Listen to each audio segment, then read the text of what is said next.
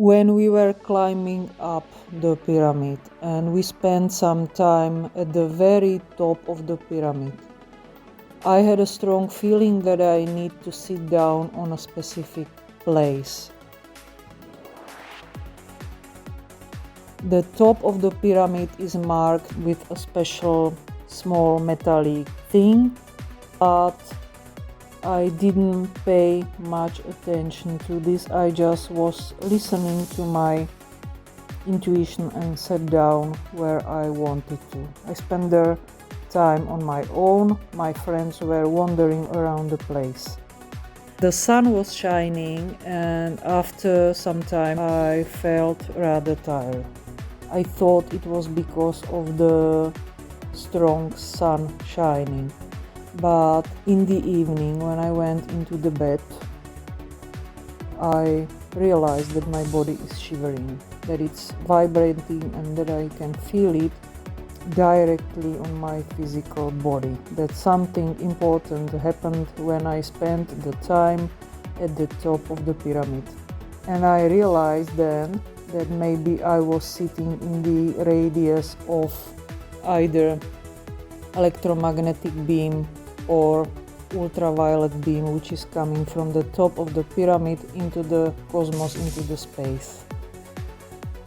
So this is another specific experience which I had on this place.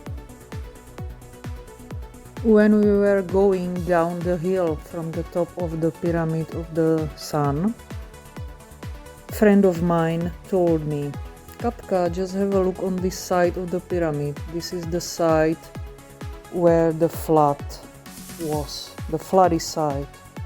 And I was asking her, "How do you mean, which flood?" And she said, "I mean that big flood which was coming across the whole Mother Earth when the first ice age was finishing and it was melting and the water was running all over the planet." So if you close your eyes and imagine that you are standing on a place where there is a clay and soil which was moved there 12,000 years ago by this big water, how do you feel? My rational mind started recalculating like navigation, and then I realized, oh yeah, that's true, because they said that the pyramid is 35,000 years old. So it's very probable that it has survived also this big flood which happened at the end of the Atlantis.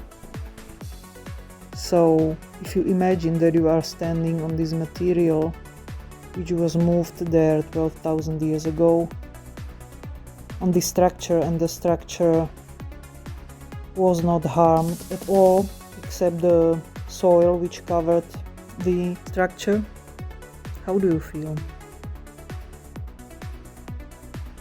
On this pyramid and on this place, you can almost physically touch how many years, thousands of years, are encoded and are written on the surface of Mother Earth. And I would like also to emphasize that until quite near future, we thought that the oldest and the biggest pyramid in the world was the one in Giza. And I think it's not coincidence that this bigger and older pyramid was discovered by Mr. Osmanagic after year 2000. Because I can feel that the consciousness of the humankind, of a very big amount of people, has increased in a very big scale. So I feel that we are ready to reveal and disclose some of our history and understand more what really happened. And on this case you can see that if you change the history, then you change also the present moment. How do I mean it? Until now we didn't know that some pyramid in the center of Europe exists, and now when it has been discovered, everything has to be rewritten, and we have a new information which is enriching also and giving more information regarding the other pyramids. What is so interesting about the tunnels in Ravne? Some people had experience while walking in these tunnels that they met again their beloved people, the people who are in other realms, who passed away from this world, and they loved them and they had the opportunity to meet them here and in fact communicate with them, even though it was not in normal language but in telepathic way. So from my point of view, the pyramid also helps to adjust the frequencies so that you can meet the beings which have left Mother Earth and which are in other realms. And if we have more similar frequencies, then we are more likely to see each other in inverted commas and communicate with each other.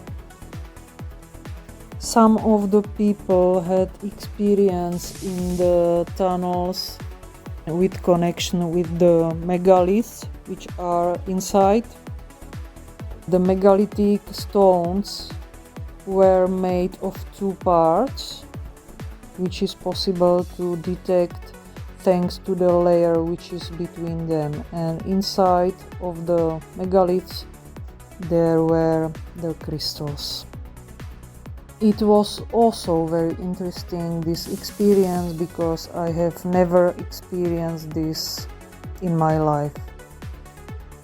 The rational mind would tell you that closer you put your hands and your palms to the stone, the more you will feel the vibration, but my experience was the opposite. The further away I was placing my hand, the more I could feel the vibration and the beautiful feeling. So this was also a very nice, relaxing moment in the pyramids. Regarding the construction or building of the pyramid itself, the concrete blocks were not formed by cutting and pulling up the hill, but the fact is that the clay was made liquid by heating up to 400 degrees, then it was liquefied, and then it was poured on the pyramid itself, and the concrete blocks were formed there. So this is much smarter way than we would think up as cutting it and taking it to the top and on the surface. The second thing is regarding the tunnels, which were in fact sealed, because what Mr. Osmanagic and his team are doing, they are excavating and taking the material from the tunnels, which have been approximately 5,000 years ago sealed.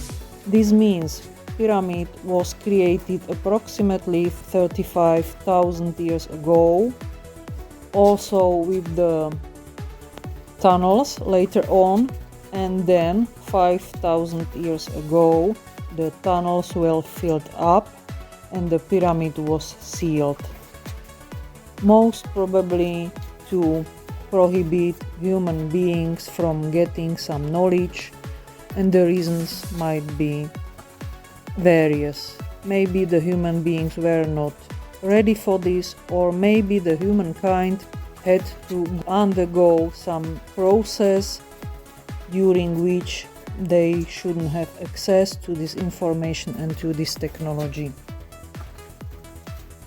I think that this will be revealed later on. And how was the sealing itself of the tunnels, how it was made? It was made in a very strange way, again in the way in which we wouldn't be able, in the level in which we are developed now, we wouldn't be able to do it. Why? Because tens of miles of tunnels were filled up with clay and pebbles, but it was filled up to the very ceiling. There are no gas gaps at the top. And if you can imagine that you would be willing to fill up the tunnels using the shovel, you wouldn't be able to get the material to the very top. There will always remain air pockets. So this was obviously done by some special technology, maybe using pressure or maybe using sonic levitation. We don't know.